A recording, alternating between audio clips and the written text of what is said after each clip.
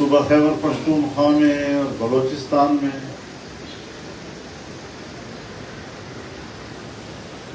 صورتحال بغاوت کی ہے. ریاست کے خلاف محدود سطح پر صحیح لیکن بہرحال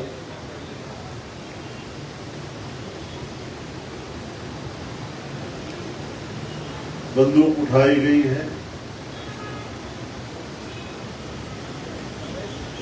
اور ہمارے حکمران کہ نہ امن و امان کے حوالے سے سنجیدہ نظر آ رہے ہیں اور نہ ہی اقتصاد کی بہتری میں کوئی سنجیدگی ظاہر کر رہے ہیں اور آپ کے ساتھ گفتگو کرنے کا موقع مل رہا ہے جسے میں اپنے لیے اعزاز سمجھتا ہوں.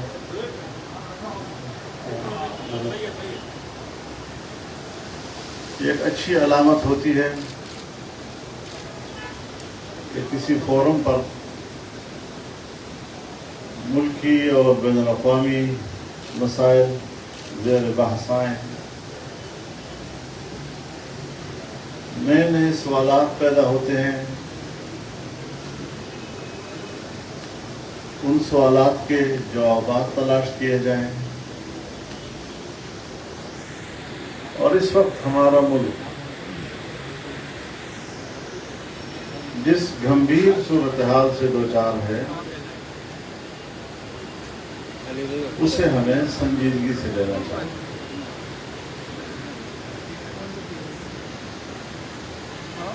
بدامنی عروج پر ہے،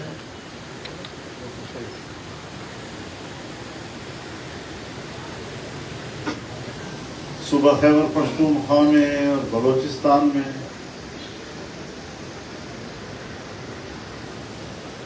صورتحال بغاوت کی ہے. ریاست کے خلاف محدود سطح پر صحیح لیکن بہرحال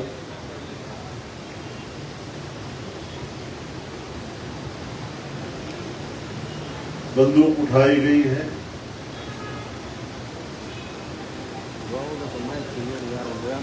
کوئی علیحدگی کی باتیں کر رہا ہے،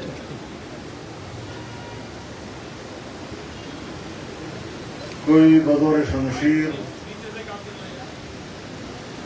شریعت کی باتیں کر رہا ہے،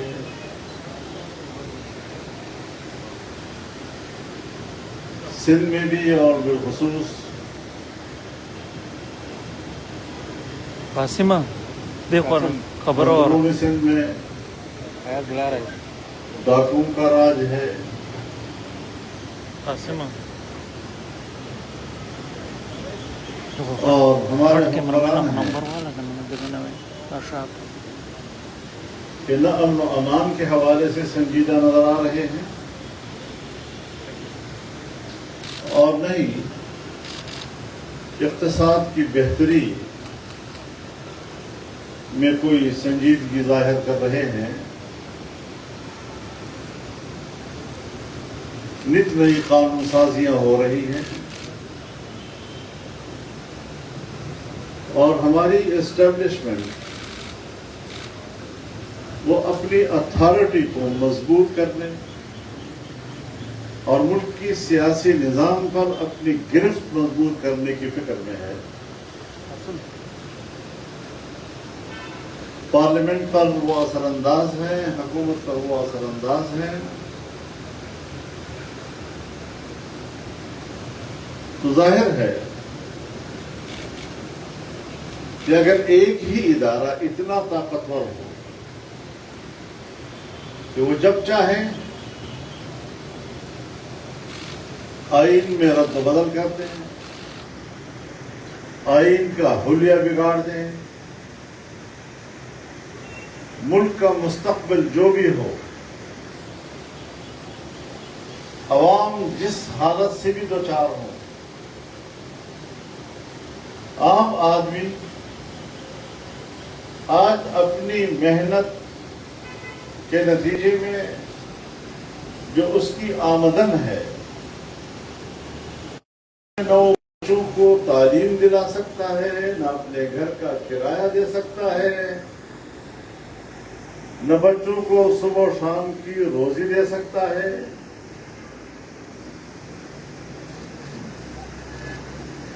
کچھ بین الاقوامی حالات کو بنیاد بنا کر اپنی ہی قوم پر اور اپنے ہی عوام پر مہنگائی کے پہاڑ توڑ دیے جاتے ہیں۔ اور ظاہر ہے کہ ہم خیر خواہانہ انداز کے ساتھ یہ بات کرنا چاہتے ہیں کہ خدا را اس روش سے باز آ جائیں، اپنی اتھارٹی کو اب اتنا مضبوط کر دینا کہ جمہوریت بے معنی ہو جائے، کہ پارلیمنٹ بے معنی ہو جائے، اور ہماری آئینی ترامیم ہو یا ہماری قانون سازی ہو وہ ایک محل سے آئے ہوئے ہدایات کے تحت ہوتی ہے۔ سو ہم اپنی تاریخ کا جب تذکرہ کرتے ہیں تو پڑھے لکھے لوگ اس بات کو جانتے ہیں کہ کتنا عرصہ یہ پاکستان محلاتی سازشوں کی زد میں رہا اور محلاتی سازشوں کے تحت حکومتیں روزانہ بنتی تھیں اور گرتی تھیں۔ آج بظاہر عوام کو ووٹ کا حق حاصل ہے اور وہ اپنے ووٹ کی طاقت سے فیصلہ کرنے کا اختیار رکھتے ہیں، لیکن 2018 کا الیکشن ہو یا 2024 کا الیکشن، آپ خود اس بات کے گواہ ہیں کہ کس طرح عوام کے فیصلے کو اور عوام کی رائے کو تبدیل کر دیا جاتا ہے۔ اپنی مرضی کی حکومتیں تشکیل دینے کے لیے عوامی رائے کے نتائج مختلف سامنے آ جاتے ہیں۔ ظاہر ہے کہ آئین ایک میثاق ملی ہے۔ ہمارے ملک کے اندر 4 صوبے ہیں۔ اگر گلگت بلتستان کو صوبے کی حیثیت دی جائے تو 5 صوبے ہیں۔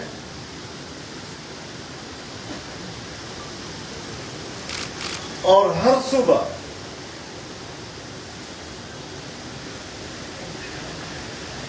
کثیر القومیت ہے۔ پورا ملک کثیر القومیت ہے۔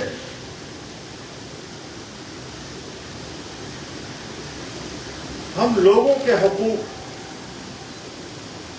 اس کے آئینی حقوق، اس کے معاشی حقوق، اس کے سیاسی اور جمہوری حقوق، اس کے انسانی حقوق ترجیح نہیں ہے، بلکہ قوم کو کمزور کرو، قوم کو تقسیم کرو، حتیٰ کہ وہ جبر کے تحت اطاعت پر مجبور ہو جائے۔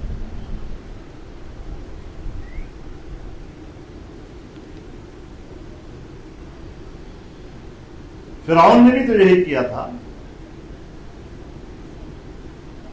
کہ روئے زمین پر پہلے اپنی حاکمیت مسلط کی، پھر لوگوں کو اپنی اطاعت پر مجبور کیا۔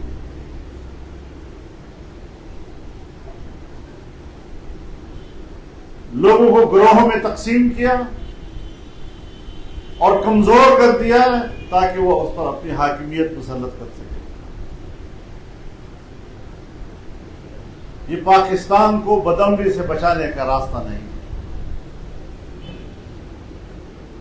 یہ پاکستان میں بغاوتوں کے ابھرنے کے راستے ہیں. کوئی احتجاج کرتا ہے تو وہ ملک کا دشمن،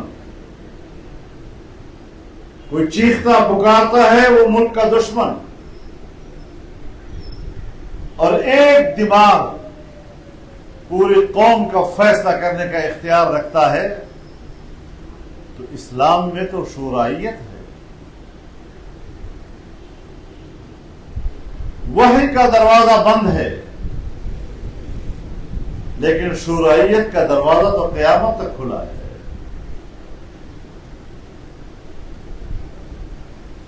ہم نے اپنے آئین میں عوام کے منتخب نمائندوں پر مشتمل شورا بنائی ہے. ہم اپنے پارلیمنٹ کو مجلس شورا کہتے ہیں. لیکن کیا واقعتاً آج کی پارلیمنٹ وہ قوم کی نمائندہ ہے؟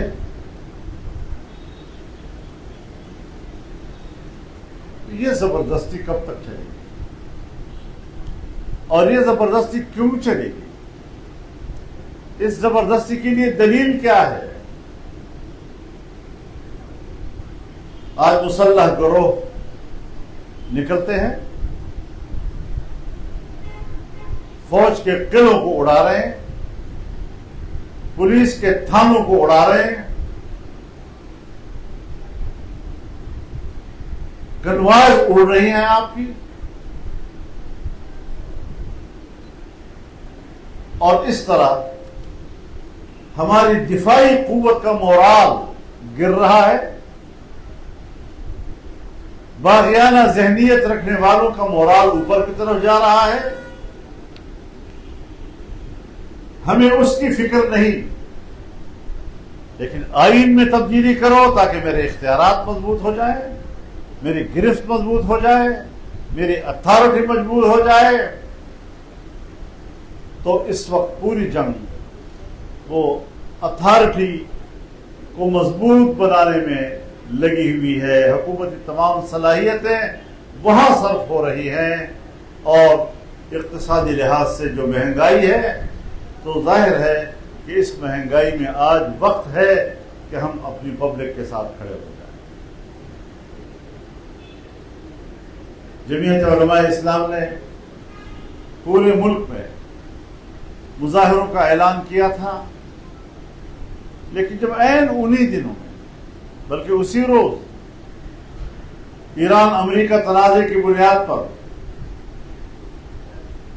عالمی سطح کے مہمان آنے لگے اور پاکستان کی سرزمین پر اترنے لگے، تو ہم نے مناسب سمجھا کہ اس کو مؤخر کر دیں. ہم وہ لوگ نہیں ہیں کہ صرف اپنی ضد پر اڑے رہنا. یہی سبق ہم نے سیکھا ہے. ہم ملک کو بھی جانتے ہیں، اسٹیٹ کی عزت و وقار کو بھی سمجھتے ہیں، حکومتی ذمہ داریوں اور اسٹیٹ کے مقام و اعتبار میں ہم فرق بھی کر سکتے ہیں، لیکن عوام کی جو حقوق،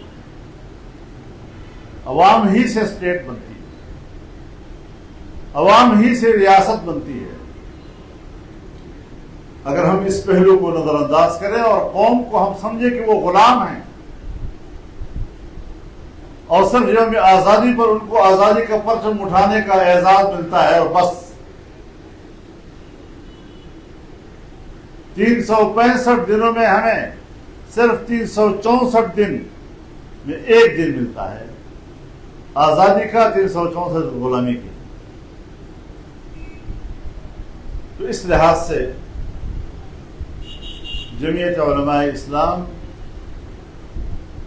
یہ جچی تلی رائے رکھتی ہے کہ آئین کا تحفظ کرنا عوام کی ذمہ داری ہے. ملک ایک ہے اس میثاق کی وجہ سے. ہماری اگر کمٹمنٹ ہے اس پاکستان کے ساتھ تو اس کی بنیاد یہی ہمارا میثاق ملی ہے. اگر یہ نہیں رہتا تو پھر کیا حالات بنتے ہیں. ہر صوبہ کس طرح سوچتا ہے، ہر قوم کس طرف اپنے مستقبل کا تعین کرتا ہے، ہمیں وہاں تک پہنچنے سے پہلے اپنے آپ کو سنبھالنا ہے اور ملک کو مستحکم کرنا ہے۔ آئیں ملک کو اقتصادی لحاظ سے مستحکم کریں، پبلک کو خوشحال کریں،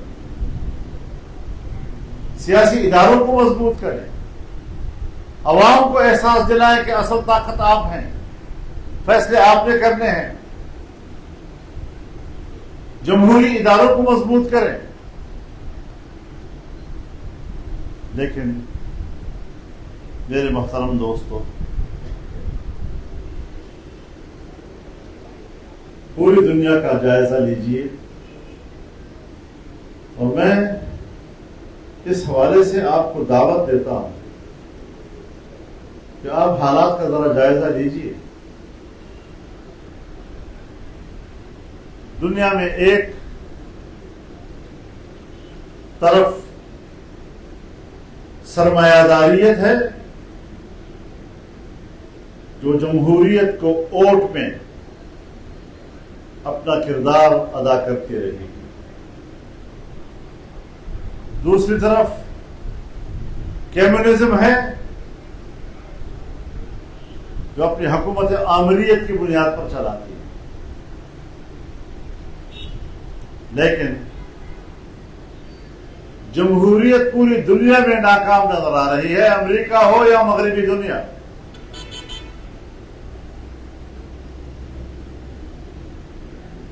اب سرمایہ داریت ننگی ہو کر قوموں کے سرمایوں، ان کے اثاثوں پر قبضہ کرنا چاہتی ہے۔ ٹرمپ کے تمام رویوں کے پیچھے آپ یہی کچھ نظر آئے گا۔ معدنی ذخائر کدھر ہیں؟ اور اگر کوئی کمزور ملک ہے اور وہاں معدنی ذخائر ہیں تو ان کے صدر کو گھر سے اٹھا کے گرفتار کر لیا جاتا ہے، قیدی بنا لیا جاتا ہے۔ کہاں ہے جمہوریت؟ کہاں ہے ملکوں کی آزادی اور قوموں کی آزادی کا تصور؟ اسی طرح کمیونزم بھی اب ٹوٹ چکا ہے۔ آنے والے وقت میں سرمایہ داریت یا آمریت اور اگر پلس کر دیں عسکریت، تو ان کا رول نظر آ رہا ہے اور ہم اسی طرف آگے بڑھ رہے ہیں۔ ہم اس بات پر غور کریں کہ پھر ہمارے پاس متبادل کیا نظام ہے۔ ہم دنیا کو بتائیں کہ اللہ کا دیا ہوا فطری نظام جس میں انصاف ہے، جس میں خوشحال معیشت ہے، جس میں ہر شہری کے انسانی حقوق کا تحفظ ہے، جس میں شورائیت ہے، عوام کی رائے کی ترجمانی کے لیے ادارے ہیں، آئیں اس کا مطالعہ کریں اور دنیا کے سامنے ایک متبادل نظام کے طور پر ان چیزوں کو پیش کریں تاکہ انسانیت کو کچھ روشنی ملے اور اپنے مستقبل کو وہ اس روشنی میں طے کر سکیں۔ میں آپ کا ایک دفعہ پھر شکر گزار ہوں، بے حد شکر گزار ہوں۔ وآخر دعوانا ان الحمد للہ۔